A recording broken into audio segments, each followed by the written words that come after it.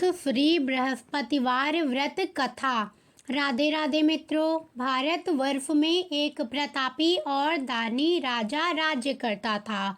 वह नित्य गरीबों और ब्राह्मणों की सहायता करता था। यह बात उसकी रानी को अच्छी नहीं लगती थी। वह ना ही गरीबों को दान देती थी, ना ही भगवान का पूजन करती थी और राजा को भी दान देने से मना किया करती थी। एक दिन राजा शिकार खेलने वन को गए हुए थे तो रानी महल में अकेली थी। उसी समय बृहस्पति देव साधु वेश में राजा के महल में भिक्षा के लिए गए और भिक्षा मांगी। रानी ने भिक्षा देने से इनकार किया और कहा, हे साधु महाराज, मैं तो दान पुण्य से तंग आ गई हूँ। मेरा पति सारा धन लुटाते रहते हैं। मेरी इच्छा है कि हमारा धन नष्ट हो जाए, फिर ना रहेगा बांस, ना बजेगी बांसुरी। साधु ने कहा, देवी, तुम तो बड़ी विचित्र हो। धन संतान तो सभी चाहते हैं, पुत्र और लक्ष्मी तो पापी के घर भी होने चाहिए। यदि तुम्हारे पास अधिक धन है तो भूखों को भोजन दो, प्यासों के लिए प्याऊ बनवाओ, मुसाफिरों के लिए धर्मशालाएं खुलवाओ। जो निर्धन अपनी कुंवारी कन्याओं का विवाह नहीं कर सकते, उनका विवाह करा दो। ऐसे और कई काम हैं जिनके करने से तुम्हारा यश लोक परलोक में फैलेगा। परंतु रानी पर उपदेश का कोई प्रभाव ना पड़ा। वह बोली, महाराज, आप मुझे कुछ ना समझाएं। मैं ऐसा धन नहीं चाहती जो हर जगह बांटती फिरूं। साधु ने उत्तर दिया, यदि तुम्हारी ऐसी इच्छा है तो तथास्तु। तुम ऐसा करना कि बृहस्पतिवार को घर लीप कर पीली मिट्टी से अपना सिर धोकर स्नान करना, भट्टी चढ़ाकर कपड़े धोना। ऐसा करने से आपका सारा धन नष्ट हो जाएगा। इतना कहकर वह साधु महाराज वहां से आलोप हो गए। साधु के अनुसार कही बातों को पूरा करते हुए रानी को केवल 3 बृहस्पतिवार ही बीते थे कि उसकी धन संपत्ति नष्ट हो गई। भोजन के लिए राजा का परिवार तरसने लगा। तब एक दिन राजा ने रानी से बोला कि हे रानी, तुम यही रहो, मैं दूसरे देश को जाता हूँ, क्योंकि यहाँ पर सभी लोग मुझे जानते हैं, इसलिए मैं कोई छोटा कार्य नहीं कर सकता। ऐसा कहकर राजा परदेश चला गया। वहाँ वह जंगल से लकड़ी काटकर लाता और शहर में बेचता। इस तरह वह अपना जीवन व्यतीत करने लगा। इधर राजा के परदेश जाते ही रानी और दासी दुखी रहने लगी। एक बार जब रानी और दासी को 7 दिन तक बिना भोजन के रहना पड़ा तो रानी ने अपनी दासी से कहा, हे दासी, पास ही के नगर में मेरी बहन रहती है। वह बड़ी धनवान है। तू उसके पास जा और कुछ ले आ, ताकि थोड़ी बहुत गुजर बसर हो जाए। दासी रानी की बहन के पास गई। उस दिन गुरुवार था और रानी की बहन उस समय बृहस्पतिवार व्रत की कथा सुन रही थी। दासी ने रानी की बहन को अपनी रानी का संदेश दिया, लेकिन रानी की बड़ी बहन ने कोई उत्तर नहीं दिया। जब दासी को रानी की बहन से कोई उत्तर नहीं मिला तो वह बहुत दुखी हुई और उसे क्रोध भी आया।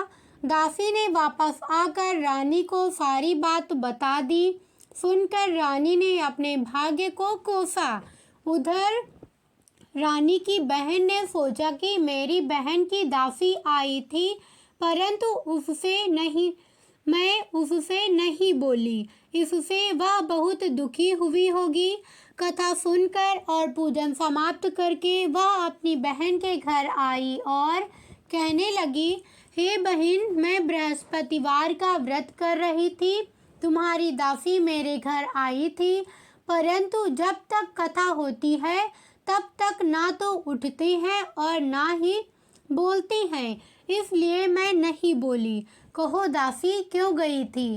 रानी बोली, बहन, तुमसे क्या छिपाऊं? हमारे घर में खाने तक को अनाज नहीं था। ऐसा कहते कहते रानी की आंखें भर आई।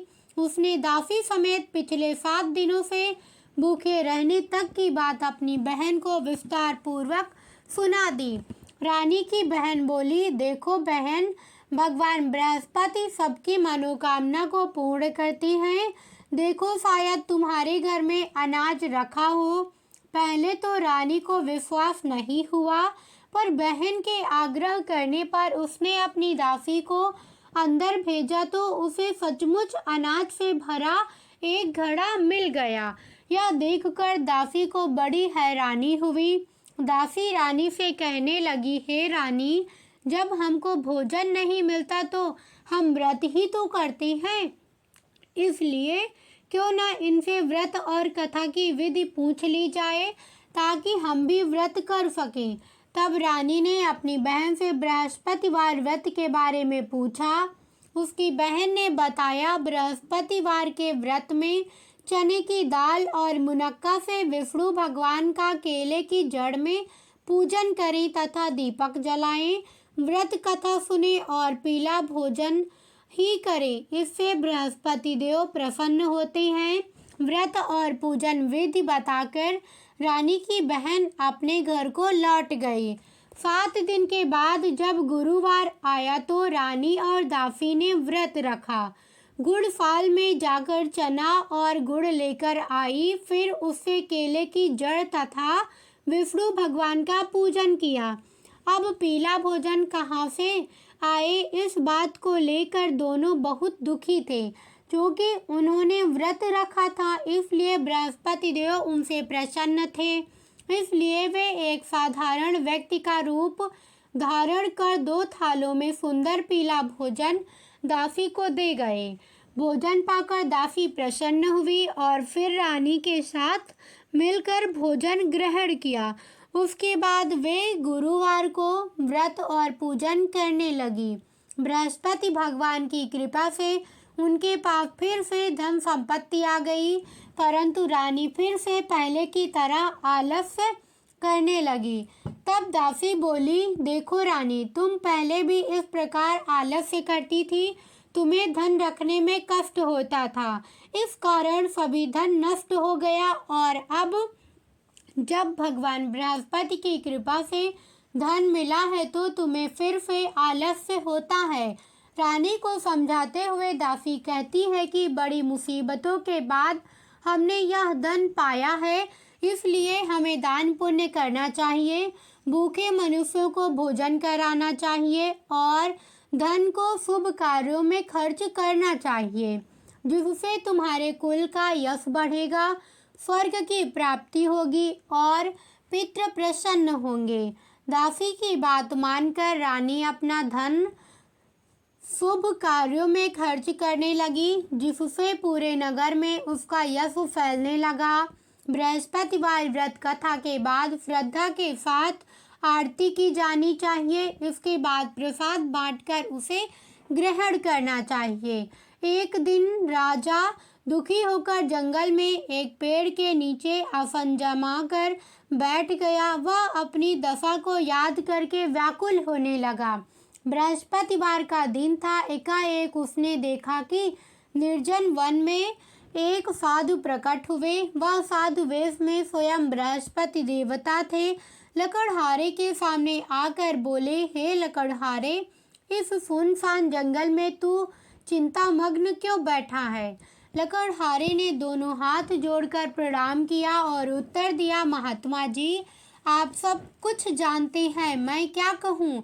यह कहकर रोने लगा और साधु को अपनी आत्मकथा सुनाई। महात्मा जी ने कहा, तुम्हारी स्त्री ने बृहस्पति के दिन बृहस्पति भगवान का निरादर किया है, जिसके कारण रुष्ट होकर उन्होंने तुम्हारी यह दशा कर दी। अब तुम चिंता को दूर करके मेरे कहने पर चलो तो तुम्हारे सब कष्ट दूर हो जाएंगे और भगवान पहले से भी अधिक संपत्ति देंगे। तुम बृहस्पतिवार के दिन कथा किया करो। 2 पैसे के चने मुनक्का लाकर उसका प्रसाद बनाओ और शुद्ध जल से लोटे में शक्कर मिलाकर अमृत तैयार करो। कथा के पश्चात अपने सारे परिवार और सुनने वाले प्रेमियों में अमृत व प्रसाद बांटकर आप भी ग्रहण करो। ऐसा करने से भगवान तुम्हारी सब मनोकामनाएं पूर्ण करेंगे। साधु के ऐसे वचन सुनकर लकड़हारा बोला, हे प्रभु, मुझे लकड़ी बेचकर इतना पैसा नहीं मिलता जिससे भोजन के उपरांत कुछ बचा सकूं। मैंने रात्रि में अपनी स्त्री को व्याकुल देखा है। मेरे पास कुछ भी नहीं जिससे मैं उसकी खबर मंगा सकूं। साधु ने कहा, हे लकड़हारे, तुम किसी बात की चिंता मत करो। बृहस्पतिवार के दिन तुम रोजाना की तरह लकड़ियां लेकर शहर को जाओ। तुमको रोज से दुगुना धन प्राप्त होगा जिससे तुम भली भांति भोजन कर लोगे तथा बृहस्पतिवार की पूजा का सामान भी आ जाएगा। इतना कहकर साधु अंतर ध्यान हो गए। धीरे धीरे समय व्यतीत होने पर फिर वही बृहस्पति का दिन आया। लकड़हारा जंगल से लकड़ी काटकर किसी शहर में बेचने गया। उसे उस दिन और दिन से अधिक पैसा मिला। राजा ने चना गुड़ आदि लाकर गुरुवार का व्रत किया। उस दिन से उसके सभी क्लेश दूर हुए। परंतु जब दोबारा गुरुवार का दिन आया तो बृहस्पतिवार का व्रत करना भूल गया। इस कारण बृहस्पति भगवान नाराज हो गए। उस दिन उस नगर के राजा ने विशाल यज्ञ का आयोजन किया तथा शहर में यह घोषणा करा दी कि कोई भी मनुष्य अपने घर में भोजन ना बनावे, ना आग जलावे। समस्त जनता मेरे यहाँ भोजन करने आवे।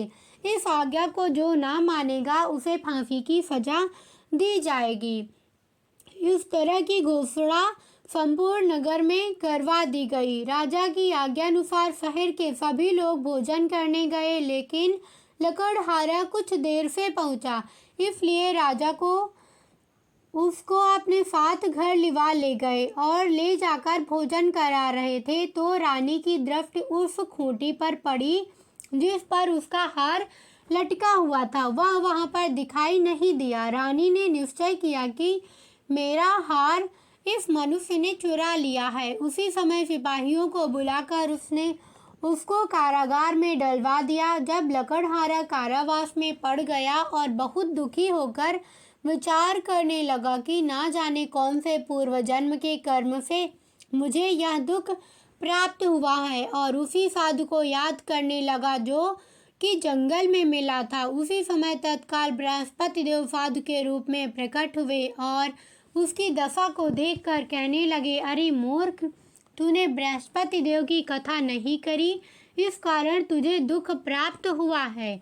अब चिंता मत कर। बृहस्पतिवार के दिन कारागार के दरवाजे पर 4 पैसे पड़े मिलेंगे। उनसे तू बृहस्पति देव की पूजा करना, तेरे सभी कष्ट दूर हो जाएंगे। बृहस्पतिवार के दिन उसे 4 पैसे मिले। लकड़हारे ने कथा कही। उसी रात्रि को बृहस्पतिवार देव ने उस नगर के राजा को स्वप्न में कहा, हे राजा, तुमने जिस आदमी को कारागार में बंद कर दिया है वह निर्दोष है, वह राजा है, उसे छोड़ देना। रानी का हार उसी खूंटी पर लटका है। अगर तू ऐसा नहीं करेगा तो मैं तेरे राज्य को नष्ट कर दूंगा। इस तरह रात्रि के स्वप्न को देखकर राजा प्रातःकाल उठा और खूंटी पर हार देखकर लकड़हारे को बुलाकर क्षमा मांगी तथा लकड़हारे को योग्य सुंदर वस्त्र आभूषण देकर विदा कर दिया। बृहस्पति देव की आज्ञानुसार लकड़हारा अपने नगर को चल दिया। राजा जब अपने नगर के निकट पहुंचा तो उसे बड़ा आश्चर्य हुआ। नगर में पहले से अधिक बाग, तालाब, कुएं तथा बहुत सी धर्मशाला, मंदिर आदि बन गई हैं। राजा ने पूछा, यह किसका बाग और धर्मशाला है? तब नगर के सब लोग कहने लगे, यह सब रानी और बांदी के हैं। तो राजा को आश्चर्य हुआ और गुस्सा भी आया। जब रानी ने यह खबर सुनी कि राजा आ रहे हैं तो उन्होंने बांदी से कहा कि हे दासी, देख, राजा हमको कितनी बुरी हालत में छोड़ गए थे।